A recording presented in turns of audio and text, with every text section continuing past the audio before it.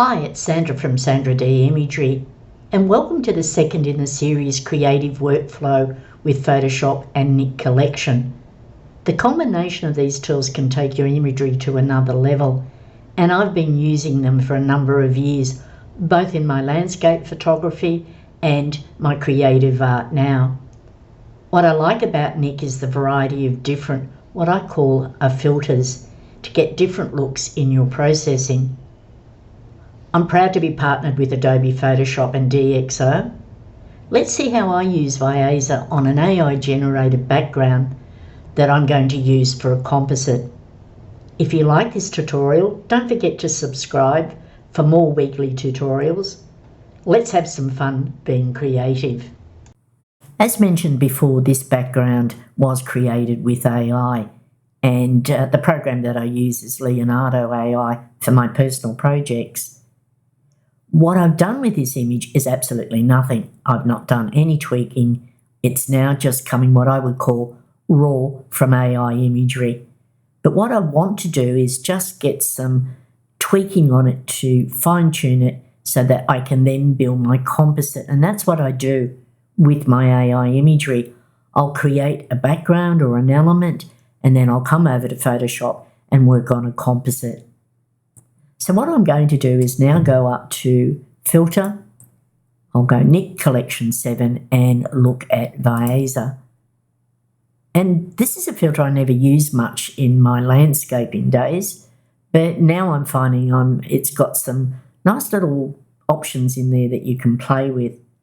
One of the things that I find, particularly with AI imagery, it can sort of throw the colour balance out, or what I'm not wanting in my colours. So one of the ones I'll use is remove colour cast. And you can see it's just done some global tonal adjustments. And each image will be different. This can work on landscape photography, you can learn on seascapes, black whites. It's just a nice little filter to work with. Let's come up and have a look what it does with the blue hour. And you can see this image has changed completely. But let's go over to the tools and now open up the shadows. And let's see what I can get from the image now. I could add a little bit more warmth. I can work with the channels, red, green and blue. So if I want a little bit more blue in it, I can play with the slider here. Desaturate the blue. Obviously, the opposite to blue goes into the yellow tones. So sometimes you've got to be a little bit gentle with this. It's not one that I use a lot, but sometimes I will play with that. I can open up my highlights. I can play with my midtones, the blacks if I want a little bit more of a black point in my image. I can certainly play with that slider there. The same thing, I can add a control point and I can do one click. I'll click on the tree and again, I can play. Now, what you'll see is it's added the channels, red, green, blue. So if I want a little bit more red in that area, I can. Personal choice, and it's just about playing. Let's come back over to the filter section, and one I'll often use is fill light, and I'll just do that.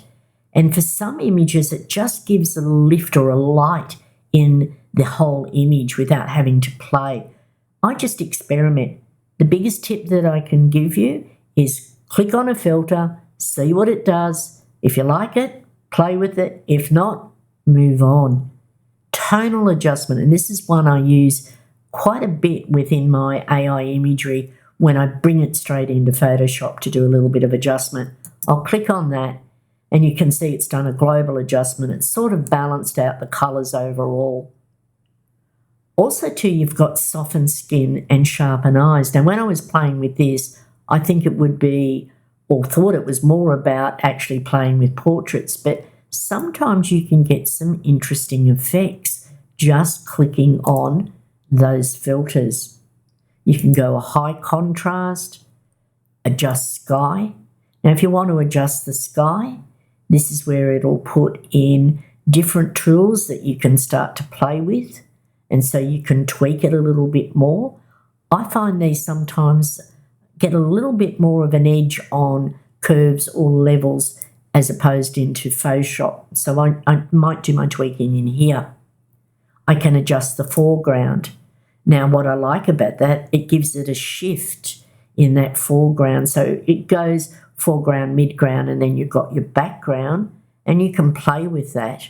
I can actually come over here and start to look at the different areas that I want to play with. So if I want to come down and just work on these control points here, I can add a little bit more warmth to that area. And I can play with that.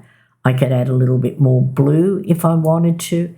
Again, it's all about your vision, what you want with your image and what you want to tweak. For me, I usually say I'm not necessarily looking for reality in my imagery, but for others that are doing photography and you want that reality, this just gives you a little bit of extra tools to play with. Let's come down and have a look. Cool down, warm it up, adjust foreground, and I quite like the adjust foreground. So I'm going to click on apply. And let's see what it does. And this is where it gives you a different look. Now, if I double click on this, I can't go in and adjust those adjustments. What I might do is apply another layer. So what I'm going to do is go back up to Filter, Nik, go down to Viveza, and I might come in and just play and just see what it does. But we'll go back down about to that foreground, adjust foreground, and what I'm going to do is just come in and play with maybe midtones, just to dial that down a little bit. Let's come in and have a look at what else. Do I want a bit of warmth in there? Oh, maybe I could.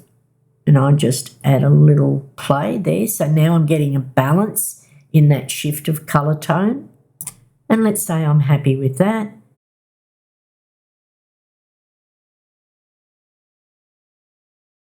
And let's have a look at what it's done. I'll turn that layer off.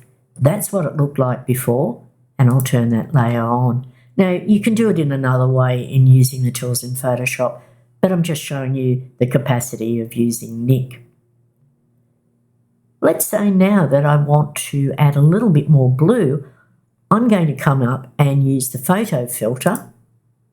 And the one I like to use quite a bit is cyan. And I'll just use the cyan. Let's turn that layer off and on. And that subtle infusion of that cyan blue really makes that sky pop. Now, what I'm not happy with is I'd like to get a little bit more detail in that tree. Then there's different ways I can do that. I could go into Camera Raw, open up the shadows, or I could do a little bit of dodging on that. And I might just do some little bit of dodging. I use a grey layer always when I'm dodging. I never use a on the pixelated layer. I get the brush, make sure it's white. Opacity, I'm going to dial it down to 50 bits so that you can actually see as I'm brushing in. I'll make the brush a little bit smaller. And I'll just add in some light into that tree, just to bounce the viewer's eye around an image. It's what I call subtle adjustments. I am making it strong so you can see. And I'll bring that out just there. Well, no, I don't like that, me being fussy. Let's turn that layer off and on. Let's turn all these layers off. And that's the image I started with. There was my first Nik layer. I used a second Nik layer. I added a photo filter in cyan, and then I did a bit of dodging. And that's how I use Viveza. Thank you for watching. And if you like this tutorial, don't forget to subscribe. Have fun being creative.